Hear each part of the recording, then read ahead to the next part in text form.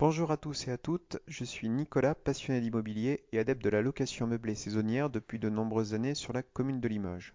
Vous trouverez sur mon blog Locastuce conseils et astuces concrets pour développer votre activité de loueur en toute simplicité. Aujourd'hui, je souhaite aborder avec vous la question de la gestion de vos locataires dans la mise en relation. Aujourd'hui, beaucoup de propriétaires peuvent trouver chronophage la gestion dédiée à la mise en relation des fameux candidats locataires qui pourraient séjourner dans vos logements, si vous en avez un ou plusieurs, pour de courts ou de très longs séjours. Comment réduire au maximum votre mise en relation? Très simplement, quand vous êtes amené à faire de la location saisonnière, il faut de bout en bout, quand vous faites de la gestion en direct, voir tous les aspects chronophages en termes de gestion de votre activité. Et l'activité de mise en relation est une activité qui peut être très importante. Alors, dans un premier temps, le temps que vous pouvez consacrer à cette gestion, vous pouvez l'appréhender d'une autre manière. Vous pouvez préparer des messages préparatoires. Alors, par exemple, Booking.com est assez bien conçu sur le sujet. Il peut vous inviter, dans le cadre de ces centres d'opportunité, à l'idée de préprogrammer ce que l'on appelle des messages d'accueil et à envoyer ces différents messages à différents moments de la réservation. Donc par exemple, quand vous êtes amené à faire de la location à courte durée via Booking, vous pouvez rédiger donc un message d'accueil global, rappelant donc par exemple dans le corps du message les caractéristiques de votre logement, quelques atouts de celui-ci qui mettra en perspective donc et confortera votre futur client du séjour et le conforter dans le choix de la réservation qu'il a faite pour le séjour qu'il va passer chez vous. Vous pouvez également indiquer et rappeler au client donc les dates de son séjour. Vous pouvez également formuler et rappeler le prix de la réservation totale, ce qu'il en inclut. Vous pouvez bien entendu identifier pour chaque message le nom et prénom du client, puisque ce sont des choses que vous pouvez paramétrer dans un message d'accueil type avant chaque réservation au sein de Booking, dans le modèle de message que vous pouvez enregistrer au préalable. Et vous pouvez en fait mettre tout un tas d'éléments relatifs à votre descriptif d'annonce, sinon des conditions d'accueil en termes d'heure d'arrivée, heure de départ. Rappelez les coordonnées à contacter, bien entendu, avant votre arrivée, enfin avant de l'arrivée pardon du client, et éventuellement votre mail si nécessité il y a. Et rappelez donc les conditions d'enregistrement si vous avez par exemple si vous êtes amené à faire que votre client au moment de son arrivée doit s'astreindre à remplir contrat de location, état des lieux et vont éventuellement fournir une pièce d'identité. Et vous pouvez par ailleurs, si besoin, mettre dans votre message d'accueil un dernier élément relatif à une visite virtuelle pour conforter le client dans ce qu'il va trouver au moment de son arrivée dans les lieux pour faciliter la mise en relation. Donc cela, ce corps de message tel que je voulais évoquer rapidement, c'est autant d'idées. Alors vous pouvez tout mettre, sinon emprunter quelques éléments qui vous paraissent le plus utile possible dans des messages que vous allez automatiser, c'est-à-dire que dès qu'un client va pouvoir réserver sur Booking, il va automatiquement recevoir un message qui va se personnaliser au regard des éléments de la réservation, de telle manière à ce que vous n'ayez plus à gérer ensuite cet aspect-là. L'idée, si vous voulez, dans un message d'accueil, dans une mise en relation, c'est de permettre au client déjà de le rassurer quant au choix qu'il a pu faire en réservant chez vous et pas ailleurs, c'est-à-dire pas à la concurrence. Ça, c'est d'un point de vue marketing une chose importante de mon point de vue. Et d'autre part, c'est essayer autant que possible de balayer toutes les questions qu'il pourrait avoir concernant ces conditions d'accueil. Donc j'entends ici et là que l'une des raisons pour lesquelles certains arrêtent la location saisonnière, c'est qu'ils ont des clients qui malheureusement ont du retard et donc sont amenés à entre guillemets poireauter, soit parce que le client veut arriver avant l'heure, sinon après l'heure fixée. Alors dans un précédent podcast et vidéo, j'avais indiqué l'importance de fixer des règles aussi bien en termes horaires pour l'arrivée de vos clients que pour leur départ. Peut-être que si je n'avais pas fixé de façon stricte les choses, je serais embêté, comme certains ont pu l'être, et ce que j'ai pu entendre ou lire par ailleurs sur la toile.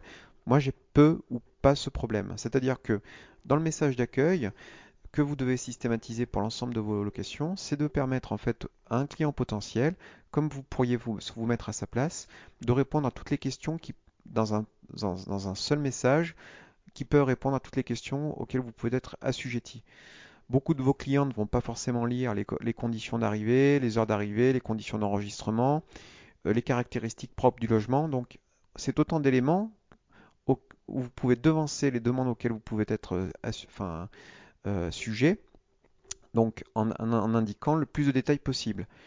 Si votre client n'arrive toujours pas, parce que certains ne lisent également pas les messages d'accueil, les mails ou les textos qui leur sont envoyés automatiquement, puisqu'il y a tout un tas d'outils aujourd'hui, sinon en passant par les plateformes en ligne comme le permet Booking pour systématiser l'envoi de messages type tels que vous pouvez les préparamétrer en avance pour répondre à des clients ou devancer des demandes, eh bien, vous pouvez également très simplement l'afficher sur un texto. Il y a des systèmes aujourd'hui qui se permettent, il y a des services en ligne qui permettent de l'envoi de mini-messages pour rappeler au client à quelle heure l'enregistrement se fait avec une heure d'arrivée minimale, maximale.